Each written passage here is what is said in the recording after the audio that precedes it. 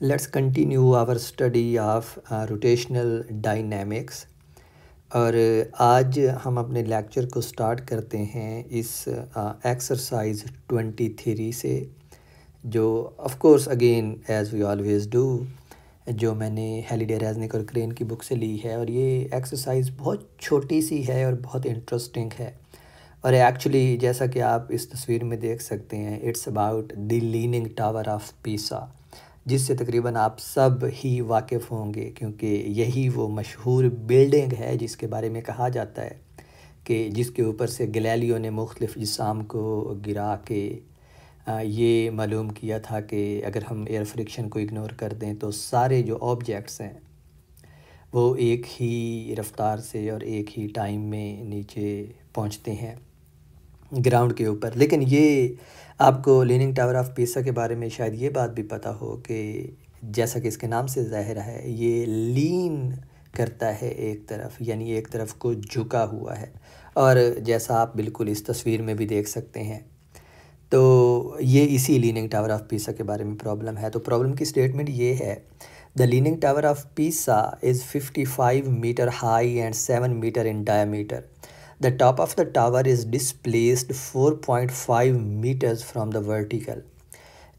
Treating the tower as a uniform circular cylinder, what additional displacement measured at the top will bring the tower to the verge of toppling? And part B asks, what angle with the vertical will the tower make at that moment कि जब ये बिल्कुल गिरने के करीब होगा। तो उन्होंने कहा है कि, और जैसा आप देख भी सकते हैं, उन्होंने ये कहा है कि आप इस टावर को एक सिलेंडर की तरह कंसीडर कर सकते हैं। तो let's try and make it's diagram. तो सबसे पहले अगर हम इसकी डायग्राम बनाने की कोशिश करें तो फ़र्ज़ करें कि ये हमारे पास बेस है, यानी ग्राउंड है, और इस ग्राउंड के ऊपर हमने दिखाना है इस टावर को सिलेंड्रिकल फॉर्म में। So let's try to make a cylinder. let's say, okay, let's make it a little bit wider. Okay, let's make it like this. तो ये हमारे पास है टावर, और उन्होंने कहा है कि आप इसको सिलेंडर सपोज कर सकते हैं। So let's make it look like cylinder, और सिलेंडर की टॉप हमारे पास ऐसी है। Let me make it actually cylindrical, यानी यहाँ पे मैं इसको बनाऊँगा circular. Okay, this is good. तो ये हमारे पास लीनिंग टावर ऑफ पीसा है, और वो कहते हैं कि इस हालत में अपनी ये झुका हुआ है 4.5 मीटर्स टू वन साइड। और ये याद रखें कि इसका जो सेंटर ऑफ मैस होगा वो इस पॉइंट पे होगा, बिल्कुल जो इसका ज्योमेट्रिक सेंटर है। और चूँकि उन्होंने बताया हुआ है कि इसकी जो हाइट है वो 55 मीटर है, so let's show this height on the side. So ये जो हाइट है इस टावर की टोटल, ये हमारे पास है 55 मीटर्स। और इसकी जो विड्थ है, यानी जो इसका डायामीटर है, जो मैं यहाँ पे टॉप पे दिखाता हूँ, वो इक्वल है 7 मीटर के।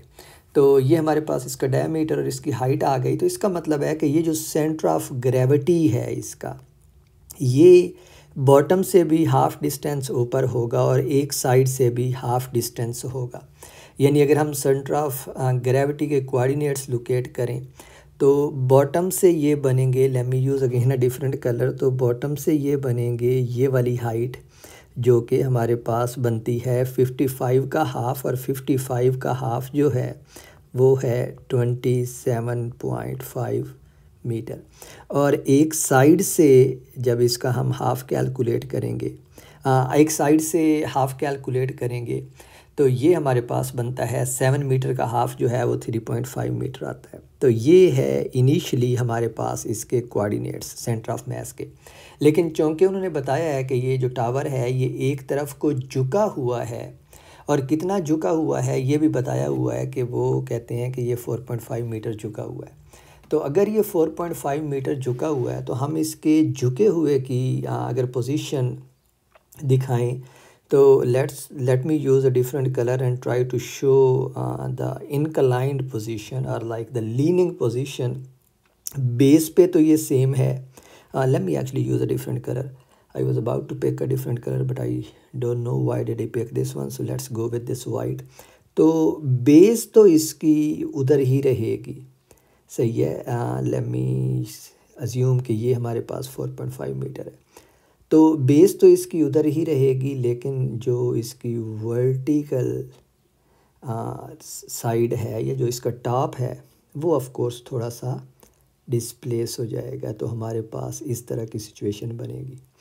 तो इस जगह पे है जी लीनिंग टावर ऑफ पीसा अपनी मौजूदा हालत में, ठीक है, जिसमें ये वाइट मैंने दिखाया है। और अगर ये 4.5 मीटर झुका हुआ है, यानी इसका जो सेंटर है वो इस पॉइंट के ऊपर है जो 3.5 मीटर के फासले पे है। तो अगर आप इस वाइट सिलेंडर का सेंटर देखें तो वो तकरीबन अब इस पॉइंट के ऊपर आ जाएगा, इस पॉइंट के ऊपर। मैं इस पॉइंट को अब मार्क करने लगा हूँ वाइट कलर से, तो ये तकरीबन इस पॉइंट के ऊपर आ जाएगा। और ये पॉइंट जो है ये इस ओरिजिनल सिलेंडर की लेफ़्ट साइड से कितना है, 4.5 मीटर्स के फासले पे। तो इसका मतलब है कि ये जो बाकी वाला डिस्टेंस है, ये वाला जो साइड से है, ये वाला डिस्टेंस हमारे पास आएगा 7 - 4.5 जो बनता है 2.5 मीटर, सही है। तो 2.5 मीटर के फासले के ऊपर अभी मौजूद है इसका सेंटर ऑफ मास। तो पहले पार्ट में उन्होंने पूछा हुआ है कि what additional displacement measured at the top will bring the tower to the verge of toppling, कि कितना मज़ीद फासला अगर ये एक तरफ को झुक जाए तो फिर जो ये लीनिंग टावर ऑफ पीसा है ये बिल्कुल गिरने के करीब होगा। तो यहाँ पे जो मेन कॉन्सेप्ट है और जिसके लिए ऑफ कोर्स मैंने ये प्रॉब्लम चूज़ किया है वो ये है कि कोई भी चीज़ टॉपल कब करती है, यानी गिरती कब है।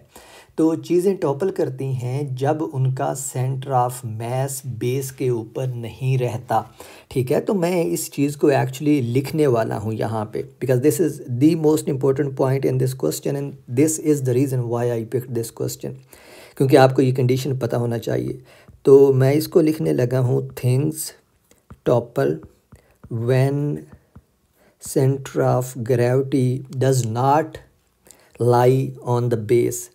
So things topple when center of gravity CG does not lie on the base. तो ये कंडीशन है, अगर सेंटर ऑफ ग्रेविटी बेस के ऊपर नहीं होगा तो चीज़ें जो हैं वो टॉपल कर जाएंगी, यानी गिर जाएंगी। तो यहाँ पे देखें इस सिचुएशन में हमारे पास सेंटर ऑफ ग्रेविटी जो है वो इस पॉइंट पे है। इस पॉइंट को मैं इसी कलर से जाहिर करता हूँ, जो भी है, ये पिंक है या जो भी है, ठीक है। तो करंटली हमारे पास सेंटर ऑफ ग्रेविटी इस पॉइंट के ऊपर है और इस पॉइंट से आगे कितना फासला है, 2.5 मीटर है जो मैंने यहाँ पे दिखाया है। तो 2.5 मीटर मज़ीद इसको फासला कवर करना है सेंटर ऑफ ग्रेविटी को और फिर ये गिरेगा हमारे पास, सही है।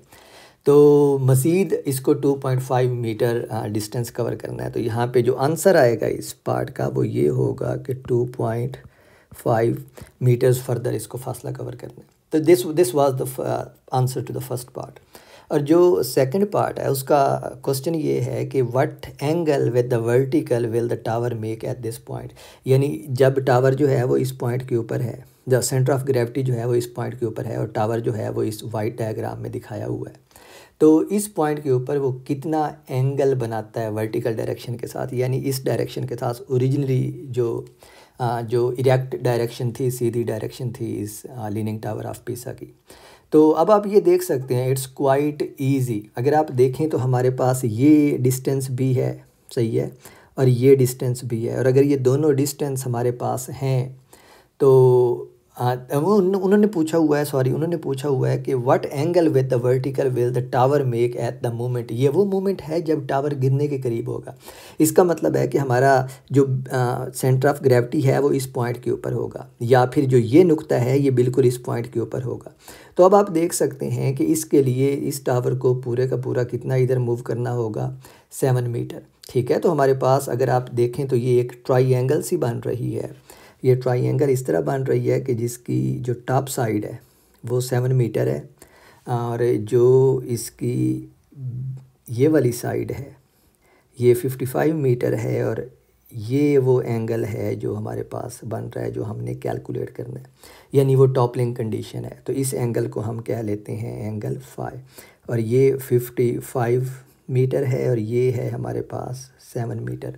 तो आप यहाँ से एंगल कैलकुलेट कर सकते हैं, क्योंकि हमारे पास थी एंगल के सामने वाली साइड दी हुई है और उसके साथ वाली साइड दी हुई है।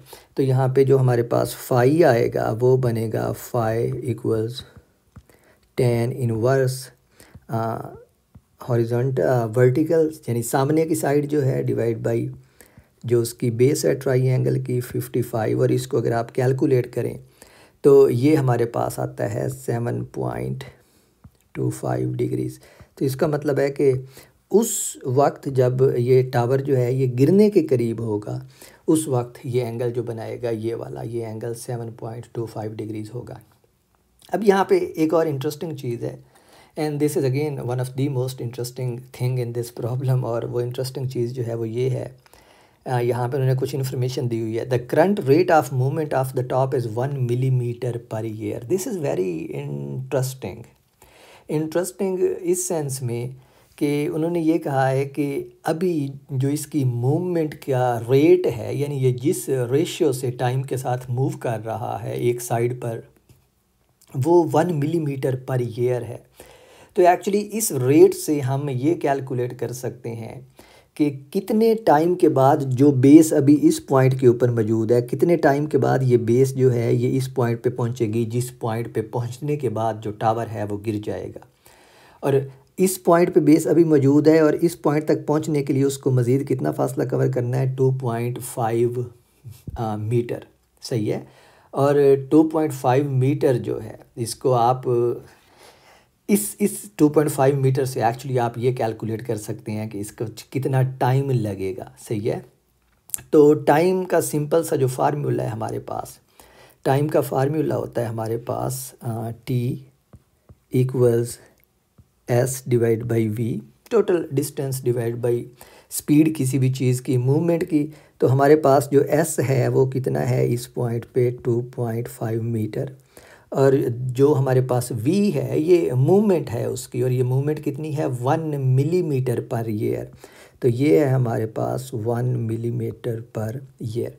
तो अगर आप मिलीमीटर को मीटर में कन्वर्ट करें या फिर मीटर को मिलीमीटर में कन्वर्ट करें तो ये हमारे पास बनता है 2500 मिलीमीटर, और ये ईयर ऊपर जाके मल्टीप्लाई हो जाएगा डिवाइडेड बाई मिलीमीटर, और यहाँ से हमारे पास जो टाइम आता है वो 2500 ईयर आता है। तो असल में जो चीज़ यहाँ पे आपने फाइंड की है वो ये है कि लीनिंग टावर ऑफ पीसा कितने टाइम के बाद गिरेगा।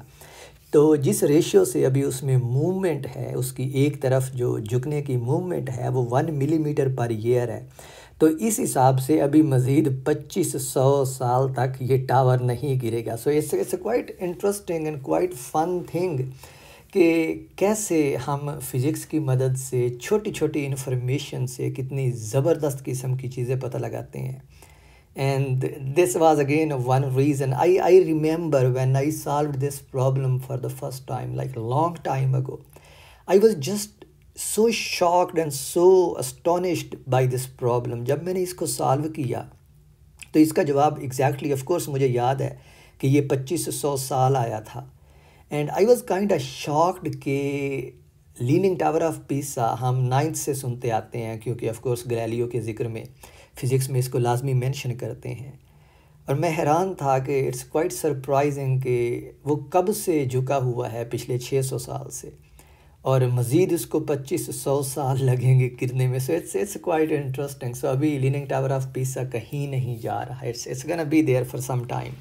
Okay, but now let's move to some more interesting problem. So this is the next problem that I am going to solve for you, and this is exercise 28. और इसकी statement ये है कि a diver of weight 582 Newton stands at the end of a uniform 4.48 meter diving board of weight 142 Newton. The board is attached by two pedestals 1.55 meter apart as shown in the figure.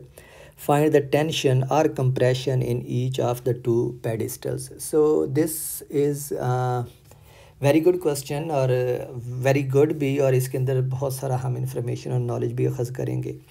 तो इसको हल करते हैं। और अब आपको again मैं recall नहीं करवाऊंगा वो 4 स्टेप्स जो मैंने आपको बताए थे कि जब भी आप इक्विलिब्रियम के रिलेटेड प्रॉब्लम्स करते हैं तो उन 4 स्टेप्स को आप माइंड में रखते हैं।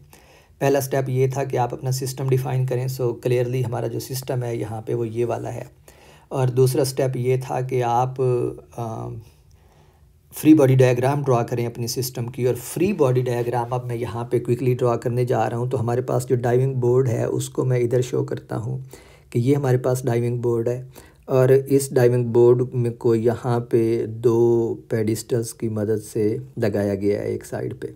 So this is one, let's say this is the other pedestals. तो ये 2 पेडिस्टल्स हैं जिनकी मदद से इस डाइविंग बोर्ड को जोड़ा गया है और डाइविंग बोर्ड के एक एंड के ऊपर एक शख्स खड़ा हुआ है। So let me quickly draw this diagram. So this is our first pedestal and this is second, जिससे डाइविंग बोर्ड को सपोर्ट दी गई है। और इस साइड के ऊपर हमारे पास वो शख्स खड़ा हुआ है जो छलांग लगाना चाहता है इस डाइविंग बोर्ड से। ठीक है, so this is our free body diagram. Diving board की जो लेंथ है वो 4.48 मीटर है, विच मीन्स कि this distance, let me not quickly, but you know, okay, let's write it. So let this be the total length of the diving board, and this is 4.48 meters. So this is 4.48 metre. और इन 2 पेडिस्टल्स के दरमियान जो distance है वो 1.55 metre है। So this is 1.55 metre. और diving board का जो अपना वेट है वो भी है और ऑफ कोर्स वो इसके जियोमेट्रिक सेंटर के ऊपर होगा। तो खैर ये हमने फ्री बॉडी डायग्राम ड्रा कर ली। नेक्स्ट स्टेप में आपको याद होगा कि हमने कोऑर्डिनेट सिस्टम डिफ़ाइन करके फोर्सेस को शो करना होता था, यानी फोर्सेस के लिए कोऑर्डिनेट सिस्टम को डिफ़ाइन करना होता था।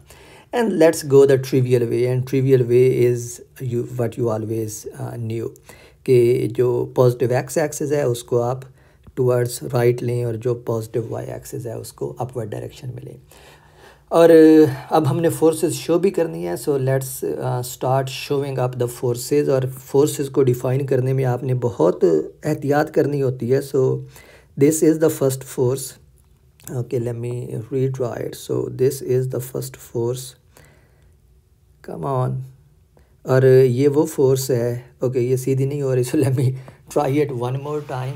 सो this is the first force which हम ये कहते हैं कि जो पेडिस्टल लगा रहा है इस डाइविंग बोर्ड के ऊपर। And so this is the second force because we have 2 pedestals. And let's call these forces F1 and F2। और बस आपने ये माइंड में रखना है कि ये वो फोर्सेस हैं जो पेडिस्टल लगा रहा है डाइविंग बोर्ड के ऊपर, ठीक है, अपवर्ड डायरेक्शन में।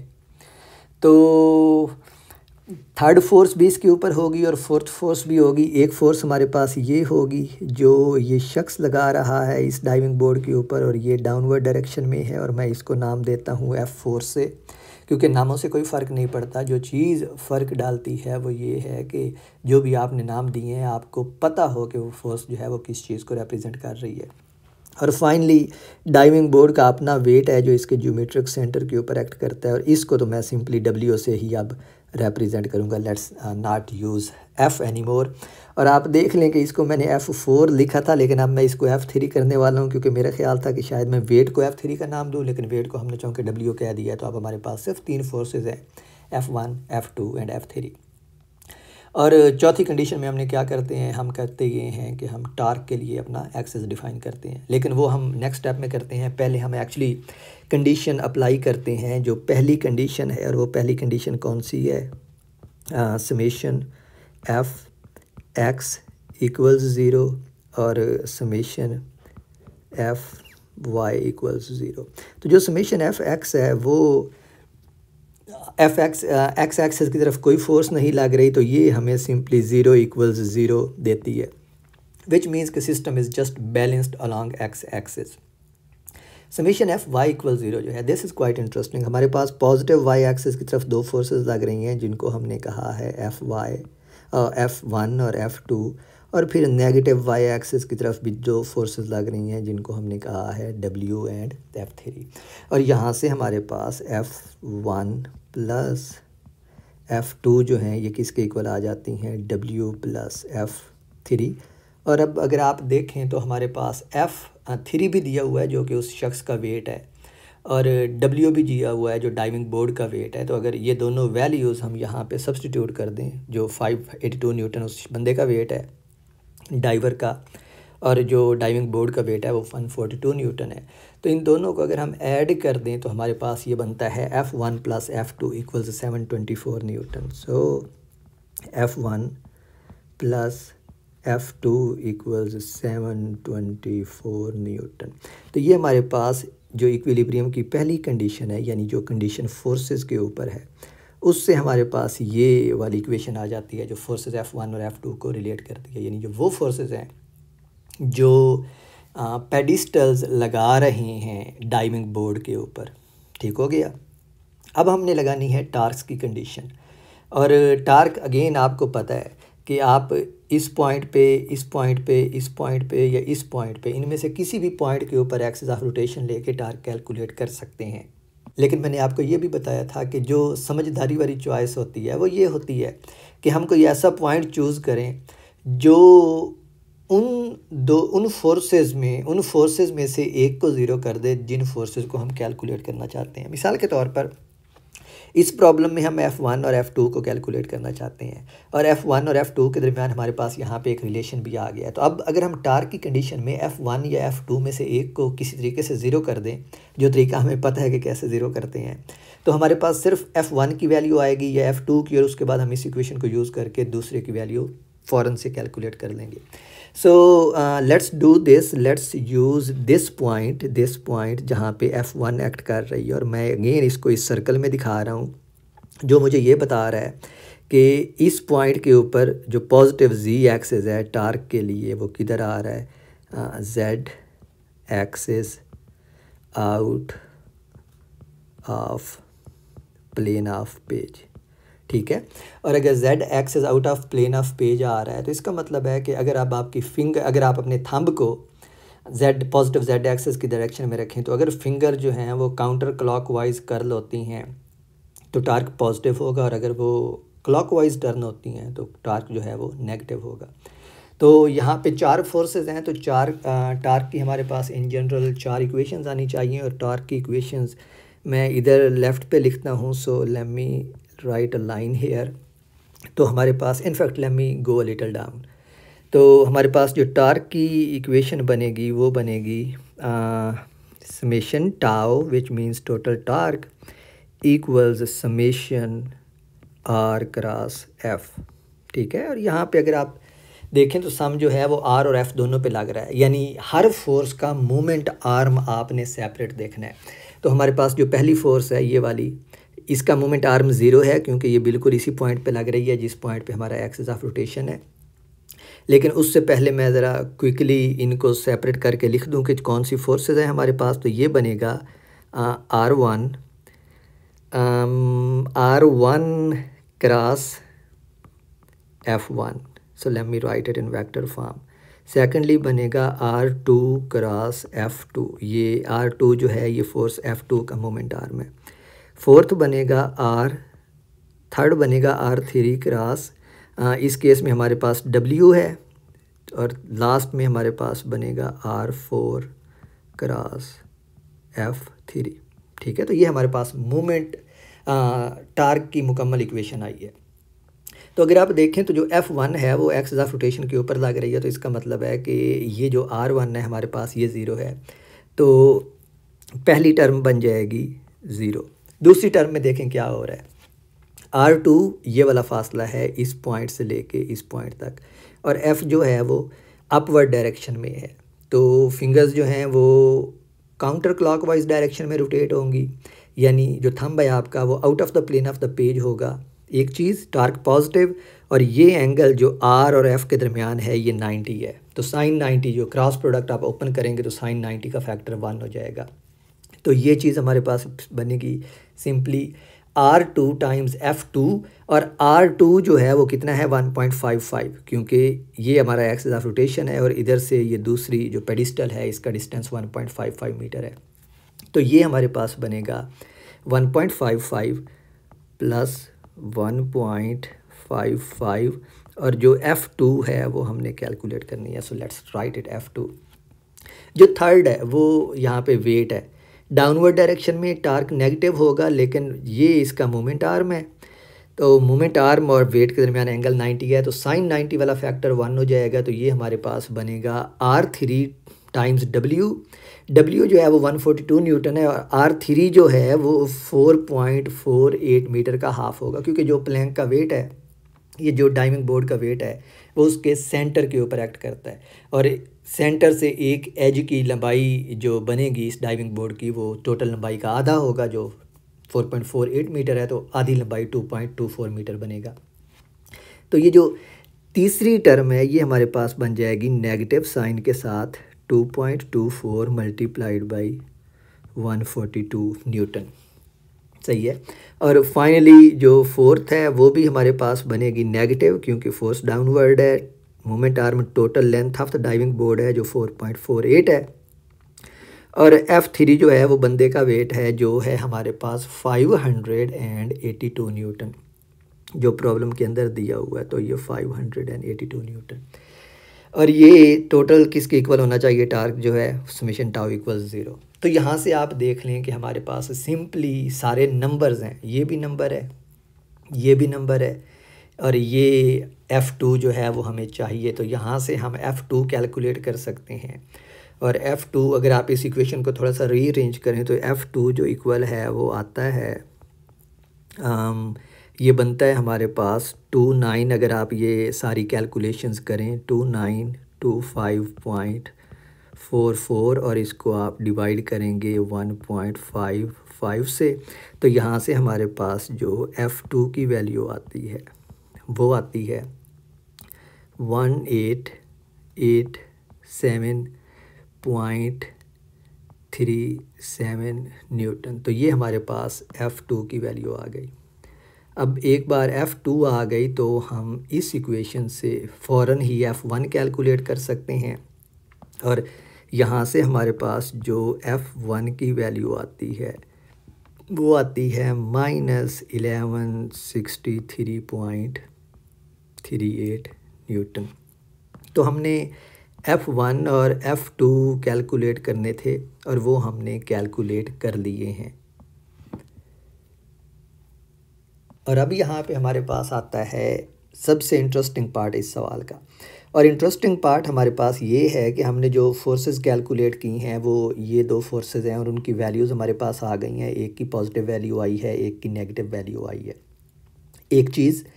और एक तो हमने ये पॉजिटिव और नेगेटिव वैल्यूज़ को एक्सप्लेन करना है कि ये क्या है, और दूसरा हमने ये भी माइंड में अब रखना है कि हमने F1 और F2 को इनिशियली कौन सी फोर्सेस कहा था। तो इनिशियली हमारे प्रॉब्लम में हमने कहा था कि F1 जो है ये वो फोर्स है जो ये वाला पेडेस्टल बोर्ड के ऊपर लगाता है या अपवर्ड डायरेक्शन में लगाता है, और F2 वो फोर्स है जो ये दूसरे वाला पेडेस्टल अपवर्ड डायरेक्शन में या फिर बोर्ड के ऊपर लगाता है, क्योंकि बोर्ड जो है वो इन पैड्स के ऊपर जुड़ा हुआ है। अब ज़रा वापस क्वेश्चन के ऊपर चलें। क्वेश्चन हमसे पूछता है फाइंड द टेंशन और compression in each of the two pedestals. ठीक है, टेंशन या कंप्रेशन का मतलब ये है कि जो ये पेडिस्टल्स हैं ये वाले, क्या ये एक्सटेंड हुए हैं या कंप्रेस हुए हैं।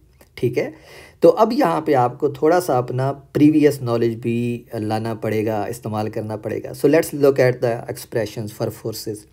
सो पहले पेडिस्टल को हमने F1 फोर्स से रिप्रेजेंट किया था और ये अपवर्ड डायरेक्शन में पॉजिटिव है। अब ज़रा गौर करें, F1 की डायरेक्शन हमारे पास आई है नेगेटिव। इसका मतलब है कि अगर हमने इसको अप1 पॉजिटिव कहा था तो असल में जो पेडिस्टल फोर्स लगा रहा है पैड के ऊपर वो डाउनवर्ड डायरेक्शन में है, क्योंकि नेगेटिव जो है ये हमें क्या बताता है कि डायरेक्शन डाउनवर्ड है, क्योंकि हमारा negative Y axis downward direction में था।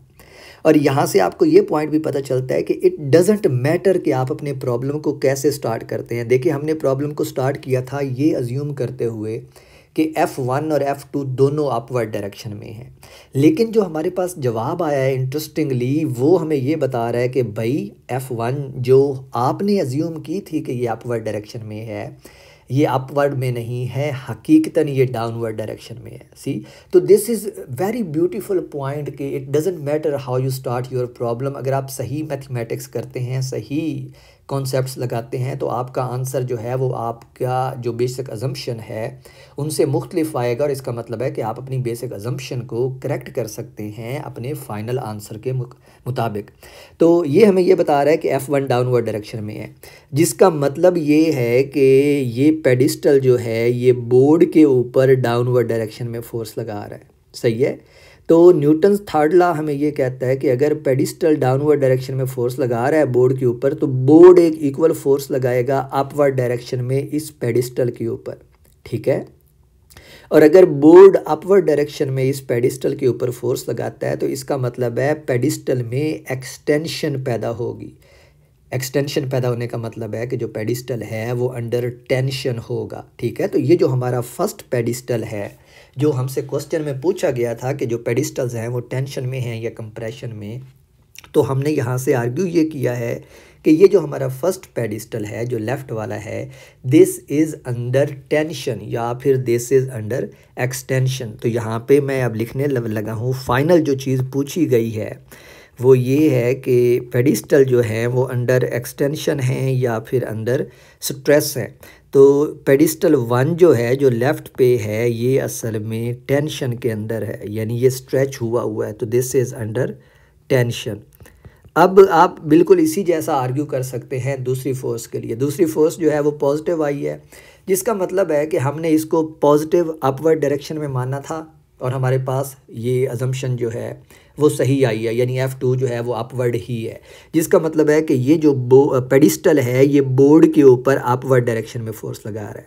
बोर्ड क्या करेगा? न्यूटन थर्ड लॉ कहता है कि बोर्ड डाउनवर्ड डायरेक्शन में फोर्स लगाएगा पेडिस्टल के ऊपर, और अगर पेडिस्टल के ऊपर बोर्ड डाउनवर्ड डायरेक्शन में फोर्स लगाता है तो पेडिस्टल जो है वो क्या होगा? कॉन्ट्रैक्ट होगा। ठीक है, यानी कंप्रेस होगा। तो ये जो दूसरा पेडिस्टल है ये अंडर कंप्रेशन है। सो हमारे पास जो दूसरा नतीजा आया है वो ये है कि पेडिस्टल 2 इज़ अंडर कंप्रेशन। और ये आपको यहाँ पे ये भी बताता है कि कैसे आप अपने रिज़ल्ट को इंटरप्रेट करते हैं। आपने न्यूमेरिकल आंसर निकाल लिया, that's not a big thing, that was just the like kind of mathematics that you did. ठीक है, अब मैथमेटिक्स बेसिक अलजेब्रा है जो आप कर सकते हैं। असल चीज़ है प्रॉब्लम की अंडरस्टैंडिंग लेना। तो ये जो दो चीज़ें हैं जो आपने अभी आर्ग्यू किया है, ये आपको ये बताता है कि आपको प्रॉब्लम की अंडरस्टैंडिंग है। आपने जिन अजम्पशंस से स्टार्ट किया था आपको पता है कि आप क्या कर रहे थे, और उसके मुताबिक आप अपने प्रॉब्लम को सॉल्व कर सकते हैं। So that is one reason why I picked this problem to solve for you, because this just doesn't ask you to get the answer, it asks you something deeper कि आप अपने answer को interpret कैसे करते हैं। ठीक है, now I have I guess 2 more problems, I'm gonna solve them and then we will end this video lecture। जो नेक्स्ट प्रॉब्लम मैं सॉल्व करने जा रहा हूँ वो ये एक्सरसाइज 29 है, और इसकी स्टेटमेंट ये है कि what is the minimum force applied horizontally at the axle of the wheel as shown in figure that is necessary to raise the wheel over the obstacle of height h, take r as the radius of the wheel and w as its weight। तो हमारे पास ये situation है कि हमारे पास ये एक wheel है और ये व्हील हम इस ऑब्स्टैकल के ऊपर से गुजारना चाहते हैं। सवाल ये है कि कितनी फोर्स F लगानी पड़ेगी हमें प्योरली हॉरिजॉन्टल डायरेक्शन में मिनिमम, कि ये जो व्हील है ये इस ऑब्स्टैकल के ऊपर चढ़ जाए। ठीक है, so it's basically the torque question. Okay, so सबसे पहले अगर आप इस सिचुएशन में देखें, और अगेन 4 कंडीशंस, पहली सिस्टम डिफाइन करें, और हमारा सिस्टम ऑफ कोर्स ये व्हील है। दूसरी फ्री बॉडी डायग्राम ड्रा करें। फ्री बॉडी डायग्राम जो है हम दोबारा से यहाँ पे ड्रा कर लेते हैं। Late me actually do it. So let's draw a diagram for the wheel here. So let this be the wheel. Is this a good wheel? This is not a good wheel. So let's try and draw it one more time. Okay, this is not good. This is turning out to be a bad experience again. Okay, perfect. मैं कामयाब हो गया। Okay, so this is the wheel, और मैं अब इस wheel के नीचे ऑफ कोर्स ग्राउंड भी ड्रा करूँगा जैसे उन्होंने बताया हुआ है मुझे। So this be the ground. Let me try to be more artistic here. यानी मैं यहाँ पे अब सीधी लाइंस नहीं यूज़ करूँगा। तो फ़र्ज़ करें कि ये हमारे पास है वो ऑब्स्टैकल जिसके ऊपर हम इस व्हील को लेके जाना चाह रहे हैं, और ये रही मेरी ऑब्स्टैकल की diagram. Okay, this now looks good. Let me arrange some parts of it. Let me arrange this part of it. Okay, so अब सिचुएशन ये है कि व्हील का रेडियस हमें दिया हुआ है, रेडियस व्हील का आर है, तो हम उस रेडियस को रिप्रेजेंट कर सकते हैं। फ़र्ज़ करें कि ये इसका सेंटर है, फ़र्ज़ करें क्या यही इसका सेंटर है, ठीक है। और इस सिचुएशन में मैं आपको बताना ये चाह रहा हूँ कि इस सिचुएशन में ये वाला जो डिस्टेंस है ये एच है। तो इस सिचुएशन में अगर हम देखें, जब हम कोई हॉरिजॉन्टल फोर्स नहीं लगा रहे ये वाली, यानी हम व्हील को इस ऑब्स्टैकल के ऊपर लेकर नहीं जाना चाह रहे, तो इस सूरत में हमारे पास जो सिस्टम है वो इक्विलिब्रियम में है। इक्विलिब्रियम में कैसे है कि जो वेट है इसका, और अब मैं इस वेट को शो करूँगा, जो वेट है इस पूरे के पूरे व्हील का वो प्योरली डाउनवर्ड डायरेक्शन में लग रहा है, इस डायरेक्शन में, तो ये है वेट, सही है। लेकिन आपको पता है यहाँ पे ये नीचे ग्राउंड है, ठीक है, और व्हील ग्राउंड के अंदर इसलिए नहीं जा रहा क्योंकि ग्राउंड एक नॉर्मल फोर्स लगा रहा है इस व्हील के ऊपर, इस पॉइंट के ऊपर, सही है। तो इस पॉइंट के ऊपर late me show it little sideways, तो इस पॉइंट के ऊपर हमारे पास ये नॉर्मल फोर्स लग रही है, सही है। तो अब अगर आप अपना वो जो हमारा थर्ड स्टेप होता है उस वाले स्टेप को इस्तेमाल करते हुए अपना कोऑर्डिनेट सिस्टम ड्रॉ करें फोर्सेस के लिए, डिफ़ाइन करें, ड्रॉ ना करें, ड्रॉ भी कर सकते हैं लेकिन डिफ़ाइन करें, तो positive X towards right, positive Y upward direction में। तो आप देख सकते हैं कि इस सिचुएशन में हमारे पास कोई फोर्स नहीं लग रही along X axis, so that's a condition 0 = 0 which means no motion. लेकिन वाई एक्सिस के अलॉन्ग हमारे पास फोर्सेस लग रही हैं, तो हमारे पास जो सिचुएशन बनेगी, I want to write it here, okay let's write it here. तो हमारे पास जो समेशन एफ y = 0 बनेगा वो हमें देगा पॉजिटिव वाई एक्सिस में normal force, negative Y axis में वेट, तो ये इक्वल आएगा 0 के, जिसका मतलब है कि नॉर्मल फोर्स और वेट जो हैं ये एक दूसरे को बैलेंस आउट कर रही हैं। So this is what we get from our conditions on forces. अब हमने लगानी है फोर्स, और जैसे ही हम फोर्स लगाएंगे ऑफ कोर्स व्हील इस ऑब्स्टैकल के ऊपर जाने की कोशिश करेगा, तो टार्क प्रोड्यूस होगा क्योंकि व्हील जो है वो रोटेट होगा। तो हम किस पॉइंट के गिर्द टार्क मेजर करते हैं, this is the most important thing. So let me show the force first.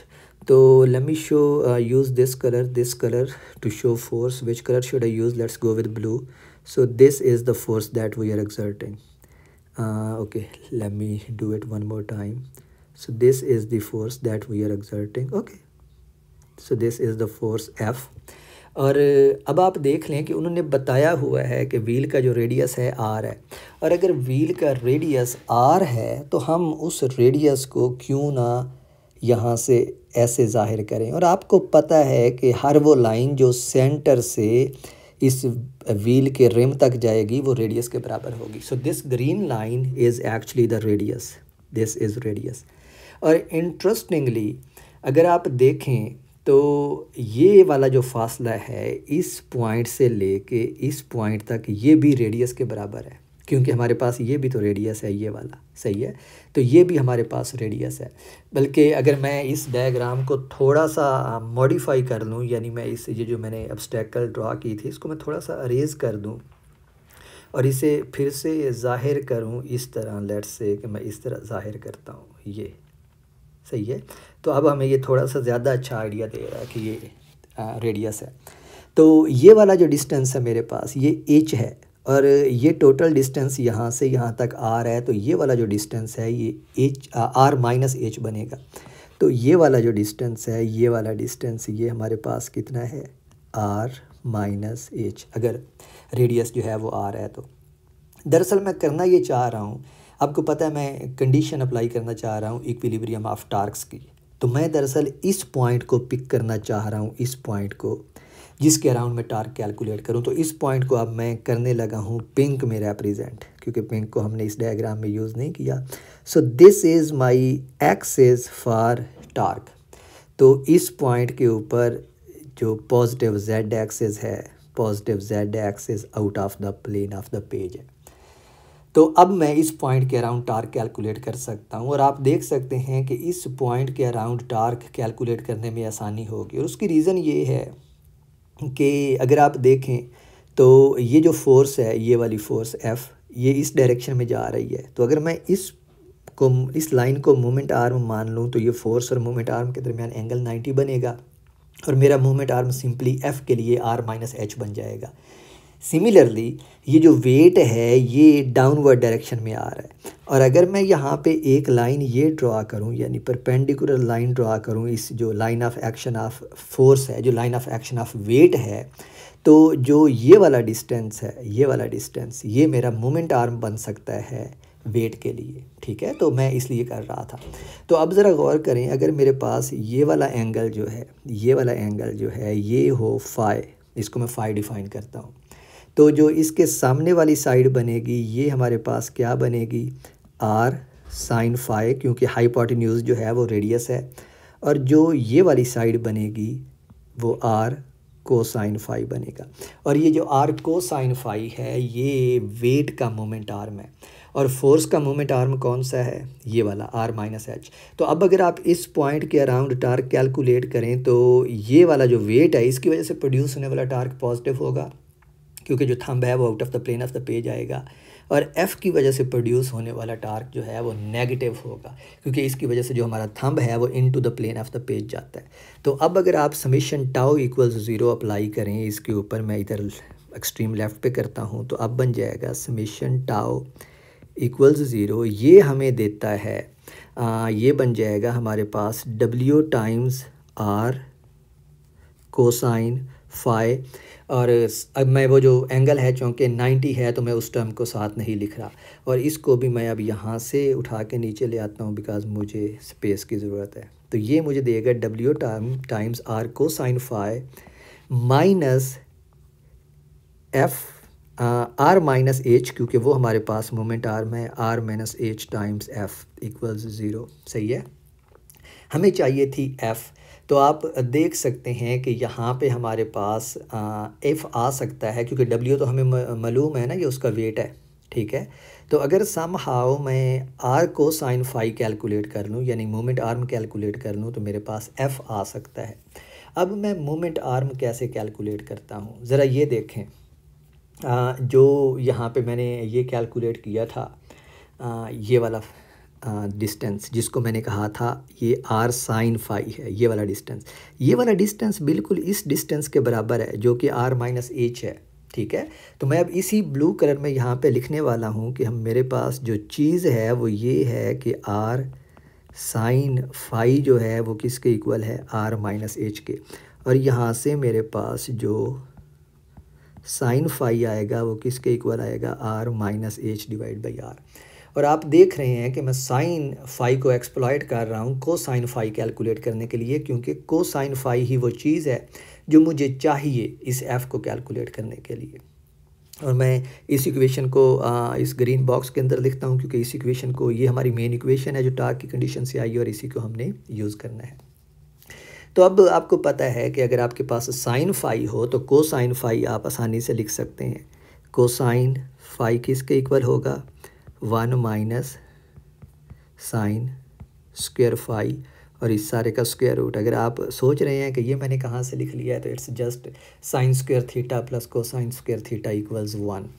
तो अब अगर मैं यहाँ पे साइन फाई की वैल्यूज़ पुट करूँ तो ये बन जाएगा 1 minus R minus H divide by R squared, और ये सारे का स्क्वायर रूट।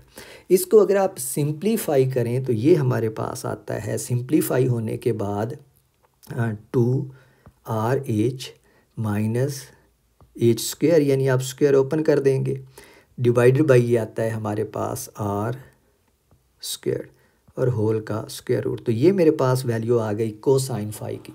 सही है, अब ज़रा इस एक्सप्रेशन में देखें, जो ये वाली एक्सप्रेशन हमने लिखी थी, ये वाली एक्सप्रेशन, इस एक्सप्रेशन में हमारे पास जो F है वो किसके इक्वल आता है।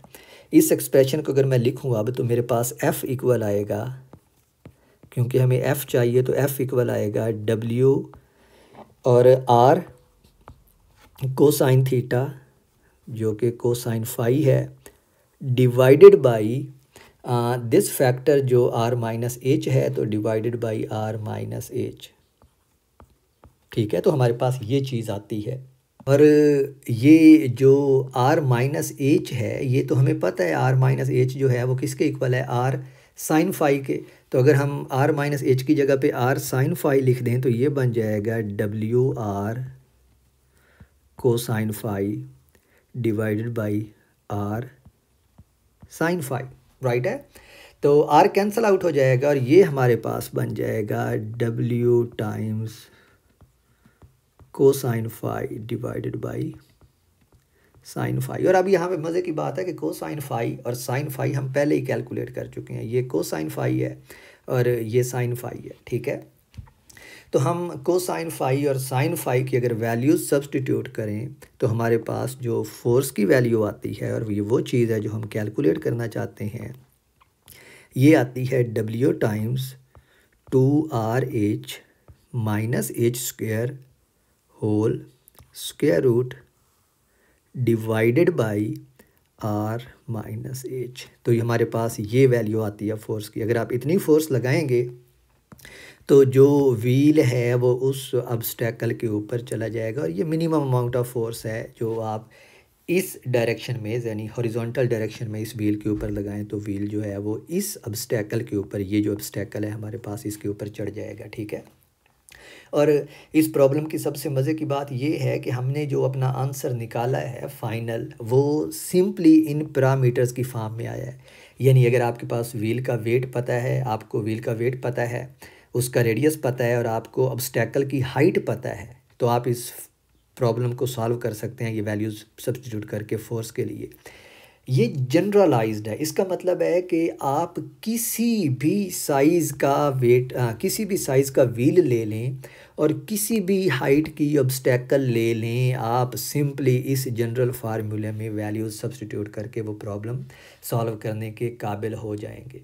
And this is something which I really appreciate and encourage, क्योंकि ये जो जनरल फॉर्म में फार्मूलाज निकालने होते हैं ये बहुत ज़्यादा अच्छे होते हैं, क्योंकि इनसे हमें पता चलता है कि हमने जो प्रॉब्लम सॉल्व किया है वो सिर्फ ये एक प्रॉब्लम नहीं है जिसको हम सॉल्व करना चाह रहे थे, बल्कि इट्स दी जनरल फार्मूला जो हमने ड्राइव किया है। और आप इस फार्मूला को इन पैरामीटर्स की किसी भी वैल्यूज़ के लिए सॉल्व कर सकते हैं।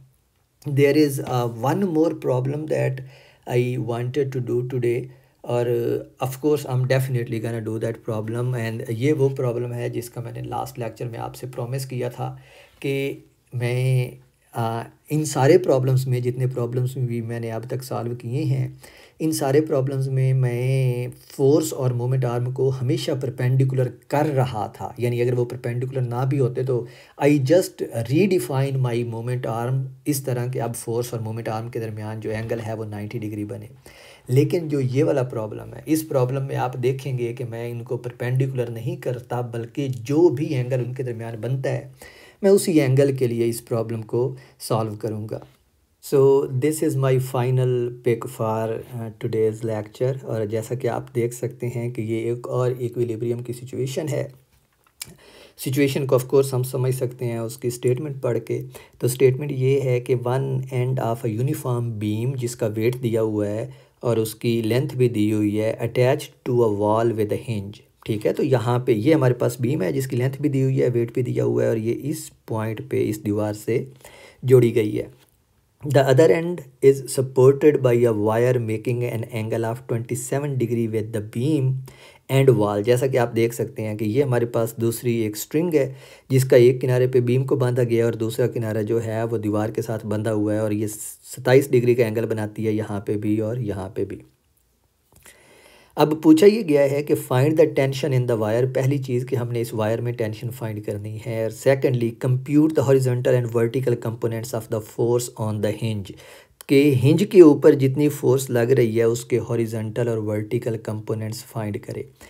अगेन इस फिक्रे को गौर से पढ़ें। Compute the horizontal and vertical components of force on the hinge. ठीक है, ये ऑन द हिंज है, बाई द हिंज नहीं है। बाई द हिंज का मतलब है कि वो फोर्स जो ये सपोर्ट इस रॉड के ऊपर लगाती है।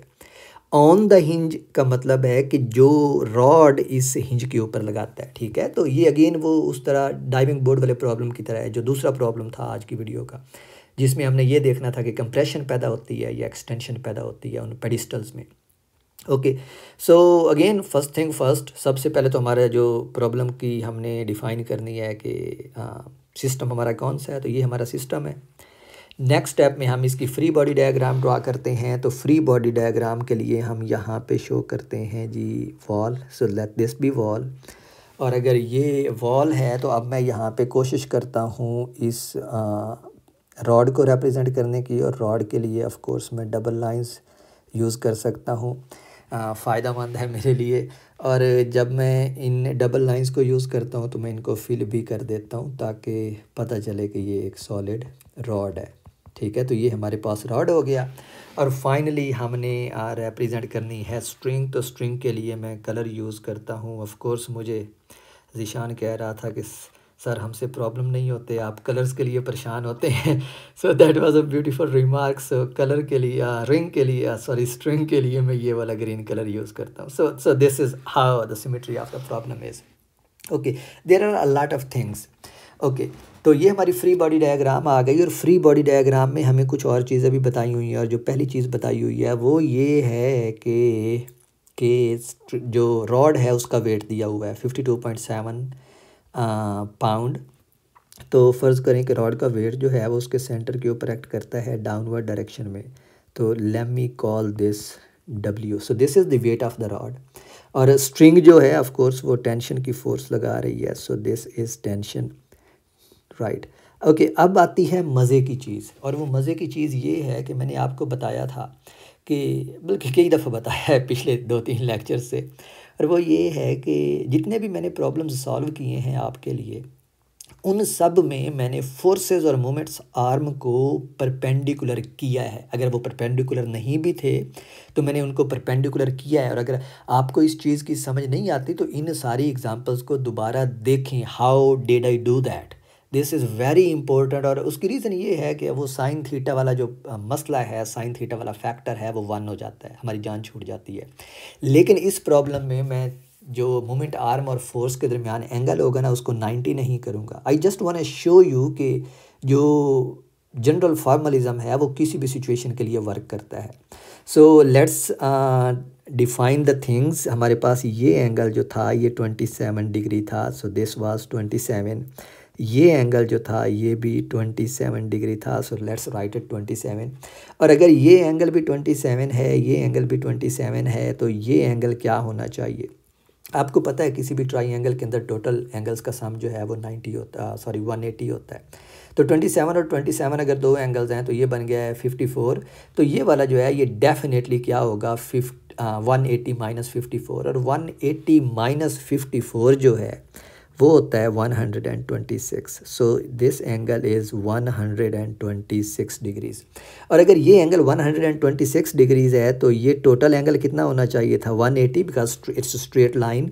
तो ये वाला जो एंगल बनेगा ये क्या बनेगा 180 माइनस 126, तो ये वाला बनेगा 54 डिग्रीज़, राइट। और अगर ये वाला एंगल 54 डिग्रीज़ है तो ये वाला एंगल भी 54 डिग्रीज़ होगा, बिकॉज दिस लाइन जो कि वेट की line of action of force है और ये जो वर्टिकल एक्सिस है ये दोनों पैरेलल हैं। तो ये दोनों रॉड के साथ एक जैसे एंगल बनाएंगे 54। ठीक है, तो मैं ये सारी अभी सिर्फ ज्योमेट्री सॉल्व कर रहा हूँ प्रॉब्लम की, ताकि आगे चल के हमें कोई परेशानी ना हो। अब ज़रा देखें कि फोर्सेस कहाँ पे लग रही हैं। 2 फोर्सेस लग रही हैं हमारे पास, 3-4 फोर्सेस, काफ़ी फोर्सेस लग रही हैं। तो हमने और अब मैं एक और काम भी करने वाला हूँ। अब मैं पहले क्या करता था मैं कि जो समेशन f इक्वल्स 0 वाली कंडीशन है उसको मैं पहले अप्लाई करता था। तो let me quickly go up and show you कि वो कंडीशन हमें क्या देती थी। इस वाले प्रॉब्लम में हमने समेशन f यूज़ नहीं की, इस वाले प्रॉब्लम में हमने यूज़ की थी। और देखें कि इस वाले प्रॉब्लम में हमने जब यूज़ की थी तो हमारे पास आया था दोनों फोर्सेस का सम जो है वो किसी कांस्टेंट नंबर के बराबर आया था। ठीक है, न्यूमेरिक वैल्यू आई थी दोनों फोर्सेस की सम की। अगर आप पुरानी वीडियो में देखें तो उनमें भी जब मैंने ये समेशन एफ इक्वल 0 वाली कंडीशन अप्लाई की तो मेरे पास दो फोर्सेस का या दो से ज़्यादा फोर्सेस का सम आया, ठीक है, किसी न्यूमेरिक वैल्यू के इक्वल। तो यानी फोर्सेस की कंडीशन डायरेक्ट अप्लाई करने से हमारे पास फोर्सेस का सम आता था, कोई प्रीसाइज आंसर नहीं आता था किसी एक फोर्स का। प्रीसाइज आंसर हम कैसे लेते थे, जब हम नेक्स्ट में टार्क वाली कंडीशन अप्लाई करते होते थे। तो टार्क वाली कंडीशन से आप देखें यहाँ से F2 निकला था, तो फिर इस F2 को हमने इधर यूज़ किया और F1 कैलकुलेट किया। तो इसका मतलब है कि जो टार्क वाली कंडीशन है वो अप्लाई करने से हमारे पास डायरेक्ट आंसर आ जाता है किसी एक चीज़ का जो हम कैलकुलेट करना चाहते हैं।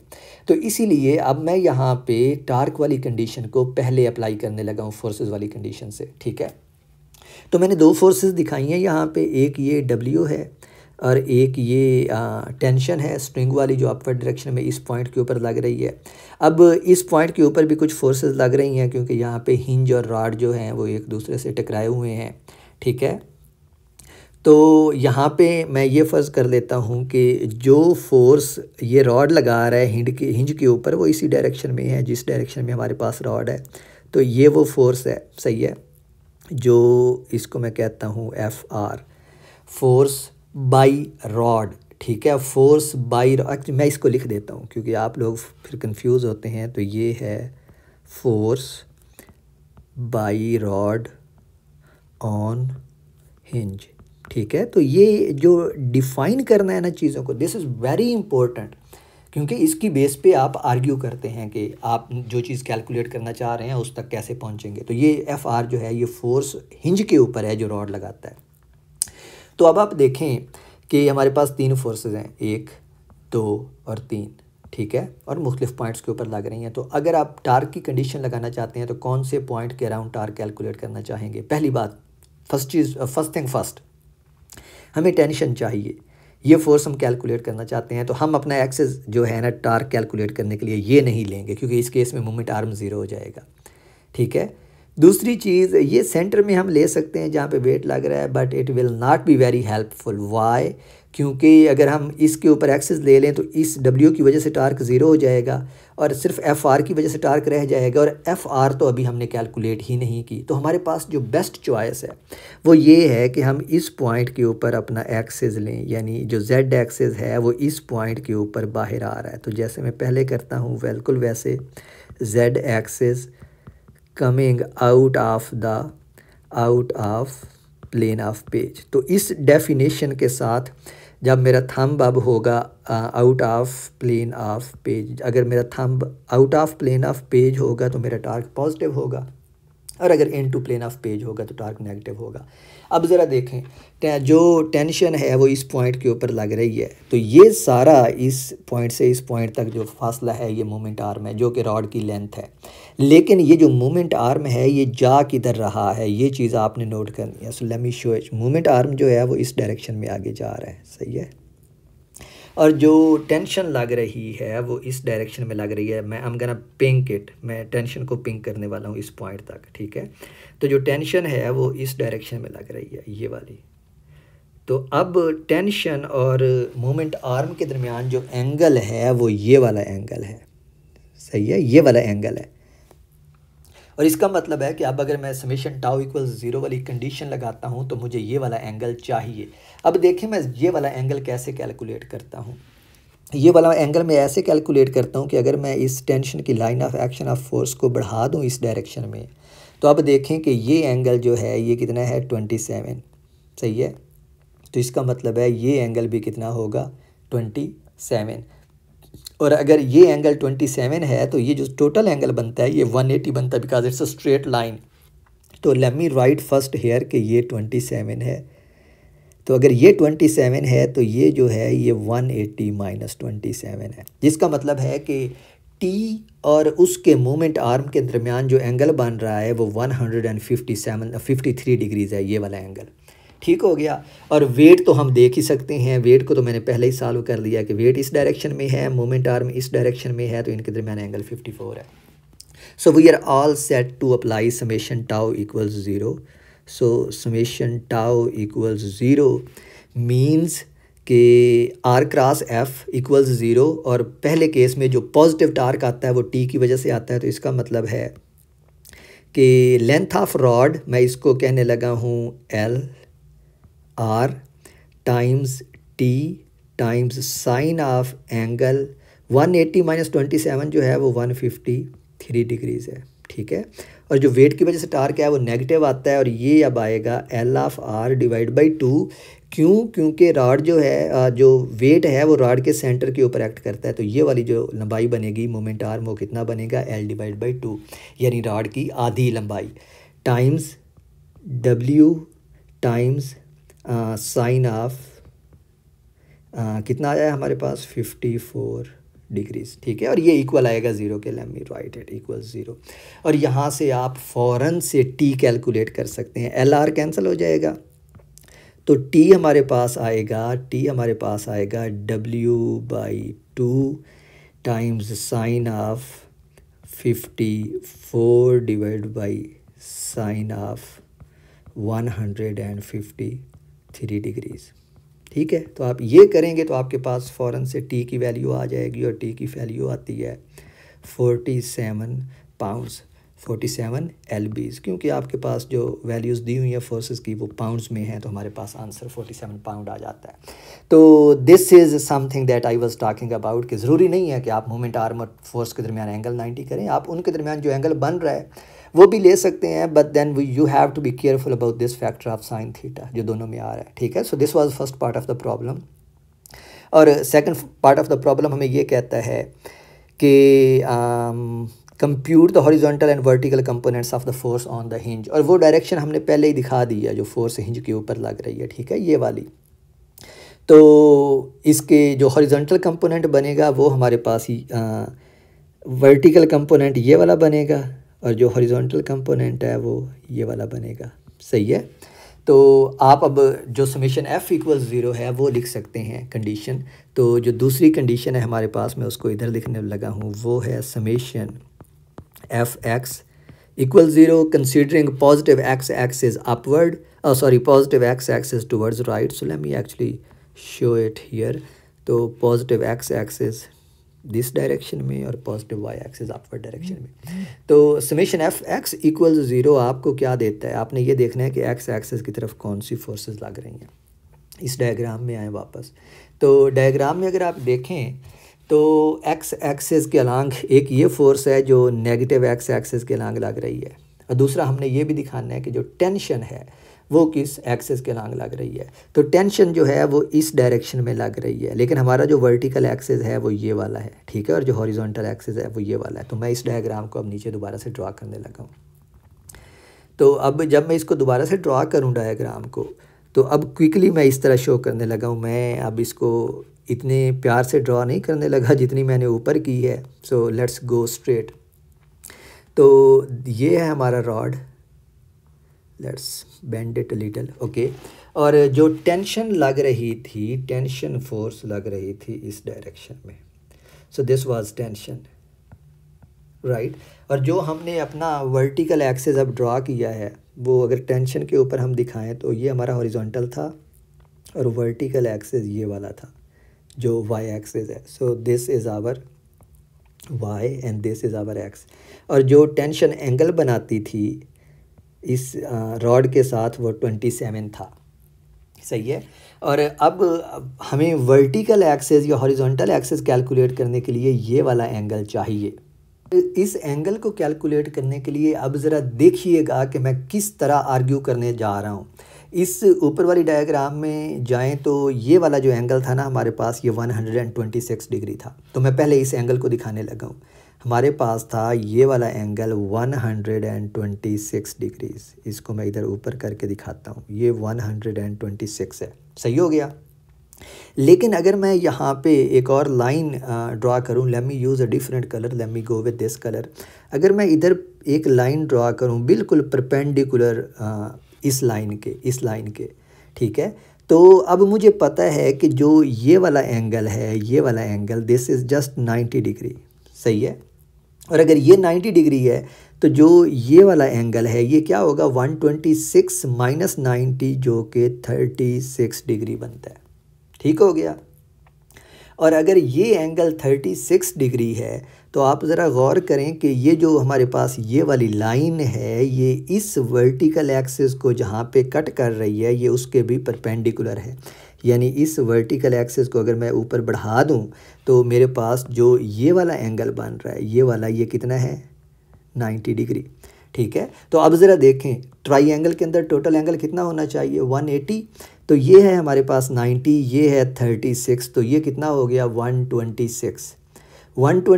तो इसका मतलब है ये सारा एंगल कितना होना चाहिए 54 डिग्रीज़, और उसमें से 27 ये है, तो ये जो रिमेनिंग है ये हमारे पास कितना होना चाहिए 27 डिग्रीज़। तो मैंने एंगल कैलकुलेट कर लिया टेंशन का जो वो वाई एक्सिस के साथ बनाती है। अब रह गया टेंशन को उसके कंपोनेंट्स में रिजॉल्व करना। तो ये वाला टेंशन का कंपोनेंट हमारे पास एक कंपोनेंट बनेगा जो वाई एक्सिस के अलॉन्ग है, इसको मैं कहता हूँ टी वाई, और ये वाला कंपोनेंट मेरे पास बनेगा एक्स एक्सिस के अलॉन्ग और इसको मैं कहता हूँ टी एक्स। लेकिन आप टी एक्स और टी वाई को सिंपली वो टी को साइन थीटा और टी साइन थीटा नहीं लेंगे, बल्कि ये एक्चुअली देखेंगे कि इनकी फॉर्म क्या बनती है, क्योंकि जो मैंने एंगल यहाँ पे डिफ़ाइन किया है वो विद वाई एक्सिस है। ठीक है, तो इसका मतलब है एंगल के सामने वाली जो साइड होती है वो साइन थीटा वाली होती है, और जो सामने वाली साइड है हमारे पास वो एक्स एक्सिस के पैरेलल है। तो इसका मतलब है हमारे पास जो टी एक्स है वो किसके इक्वल आया है, T X equals T sine, अब इस एंगल को हमने 27 कहा हुआ है तो लेट्स राइट इट 27, और टी वाई जो है वो सिमिलरली किसके इक्वल बन जाएगा टी को साइन ऑफ 27। तो अब हमने अपना प्रॉब्लम तकरीबन हल कर लिया। ठीक है, तो हिंज की अगर हम फोर्सेस दिखाएं तो सिचुएशन हमारे पास ये थी कि हमारे पास दो फोर्सेस थी। इस डायरेक्शन में हिंज के ऊपर फोर्स लगा रहा था रॉड, तो ये उसका वर्टिकल कंपोनेंट बनता था और ये उसका हॉरिजॉन्टल कंपोनेंट बनता था, और हमने इसको एफ आर कहा था। सही है, तो ये हमारे पास बन जाएगा एफ एक्स, और सिमिलरली ये हमारे पास बन जाएगा एफ वाई। अब समेशन एफ एक्स इक्वल्स 0 के ऊपर आए, ये दोनों फोर्सेस एक्स डायरेक्शन में हैं। ठीक है, टी एक्स बी और एफ एक्स बी। इसका मतलब है कि अगर मैं इस कंडीशन को लिखूं तो ये मेरे पास सिचुएशन बन रही है माइनस एफ एक्स, इसको मैं एफ एक्स नहीं कहता, इसको मैं असल में कहता हूँ एफ आर एक्स, क्योंकि हमने उसको नाम दिया था आर का, और सिमिलरली ये बन जाएगा एफ आर वाई, ताकि कन्फ्यूजन ना हो। तो ये एफ आर एक्स और ये एफ आर वाई। तो जो हमारे पास एफ आर एक्स है, लेट मी राइट इट, ये अब चूँकि नेगेटिव एक्स डायरेक्शन में है तो ये बन जाएगी F R x minus T X equals 0, और यहाँ से हमारे पास जो एफ आर एक्स आएगी वो इक्वल आएगी माइनस टी एक्स के, और टी एक्स जो है टेंशन हम कैलकुलेट कर चुके हैं यहाँ पे, ये कितनी है 47 पाउंड्स, और जो एंगल है वो 27 डिग्री है। तो ये हमारे पास बनेगा minus T sine of 27 degrees, और जब आप ये कैलकुलेट करते हैं तो एफ आर एक्स जो है वो किधर आती है नेगेटिव डायरेक्शन में, और इसकी वैल्यू आती है 21.3 पाउंड्स। और नेगेटिव साइन यहाँ पे आपको ये बता रहा है कि इस फोर्स की डायरेक्शन नेगेटिव एक्स एक्सिस की तरफ है उस कोऑर्डिनेट सिस्टम में जो हमने चूज़ किया है, और हमने ये वाला कोऑर्डिनेट सिस्टम चूज़ किया, और आप देख सकते हैं एफ आर एक्स जो है वो नेगेटिव एक्स डायरेक्शन में है।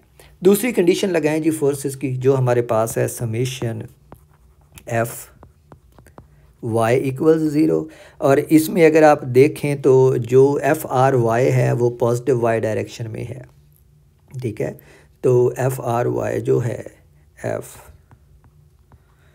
आर वाई जो है वो है पॉजिटिव वाई डायरेक्शन में, so this would be positive, और जो टी वाई है वो भी पॉजिटिव वाई डायरेक्शन में है, तो ये भी हमारे पास आएगी पॉजिटिव इक्वल्स 0, और यहाँ से एफ आर वाई जो है वो इक्वल आ जाएगा minus T Y, which means minus T cosine of 27 degrees, और ये आप कैलकुलेट करते हैं तो ये आती है माइनस 10.82 न्यूटन, और ये है हमारे पास एफ आर वाई, और ये भी हमारे पास आई है नेगेटिव। अब आती है मज़े की बात कि हमारे पास एफ आर एक्स नेगेटिव आई, और हमने देख लिया कि एफ आर एक्स जो है वो नेगेटिव डायरेक्शन में है। एफ आर वाई जो है वो भी नेगेटिव आई है, लेकिन हमने एफ आर वाई को किधर दिखाया हुआ है, अपवर्ड डायरेक्शन में, यानी पॉजिटिव वाई एक्सिस की डायरेक्शन में। लेकिन अगेन जैसे मैंने आपको पहले बताया कि ये हमारी सपोजिशन थी कि एफ आर वाई जो है ये पॉजिटिव वाई डायरेक्शन में है, ये हमारी सपोजिशन थी।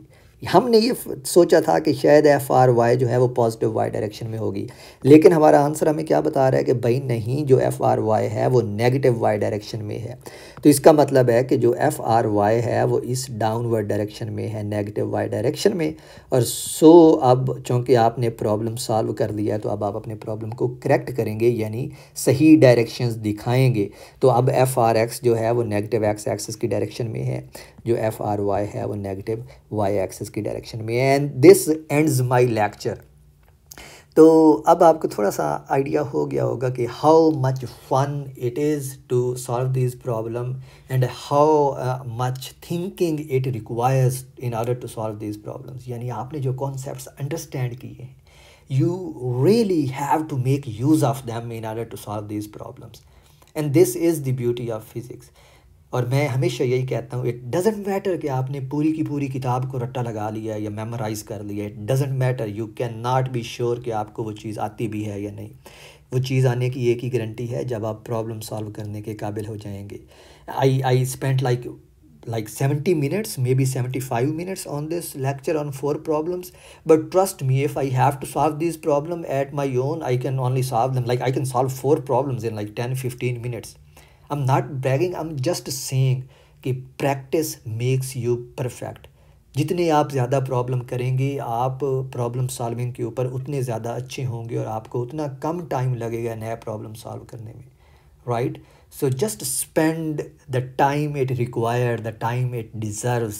अंडरस्टैंडिंग जो है ये ज़्यादा टाइम डिज़र्व करती है आपका, और अगर आप अपना इसको मुनासिब टाइम देते हैं तो it will pay of, it will, वो कहते हैं ना कि आपको इसका फल ज़रूर मिलेगा। So it will pay of. And okay, I'll say goodbye here, but you solve this problem and let me see what do I have for the next lecture.